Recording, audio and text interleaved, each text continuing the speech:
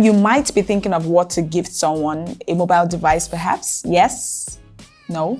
Did you say no? Why? Because it's way beyond your budget? Well, I think I've got a good bargain for you with the budget-friendly Nokia 3.4 that goes for $155, which is 65,000 naira, guys. Let's find out more in this review.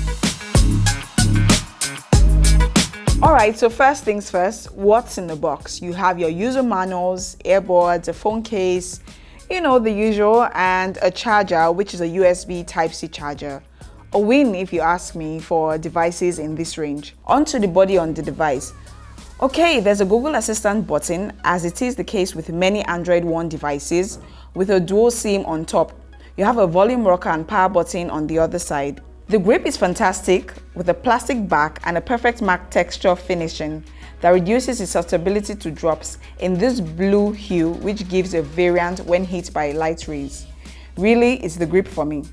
You've got a metallic frame in between and then a glass display with a punch hole camera, which gives a lot of screen size, 6.39 inches actually, all framed by these not so delicate looking bezels. The brightness and visuals are pretty decent, but may be lacking a bit in detail, but not in any way discomforting to the viewer. For the sound, you've got a mono speaker at the bottom, which I would rate as mid just because the sound coming through the speaker, although not noisy, isn't as compact. Hey guys, it's Dolapo here. Some days ago we brought you an unboxing video of the Nokia 4.2 smartphone, and some of you guys requested for a full review. So other important details. This particular Nokia 3.4 device has 64 gigabytes worth of storage, expandable to up to 512 gigabytes, and a RAM size of 4 gigabytes.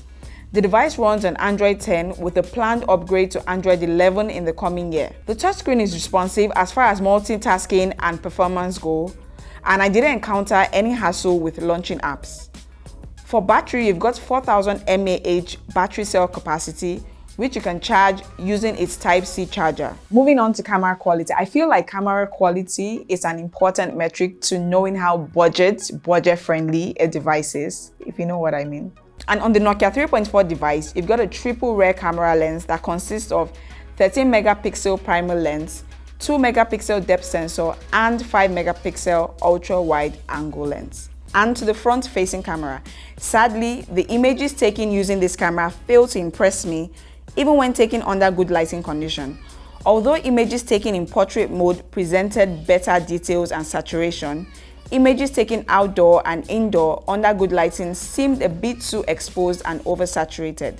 I also made some video recordings at 1080p and shot at 30 frames per second, which actually weren't bad. You be the judge. That's as far as this review goes, but if you're wondering on other details of security like the face and fingerprint, they are very fast to set up and function pretty decently. In summary, it's the affordability for me.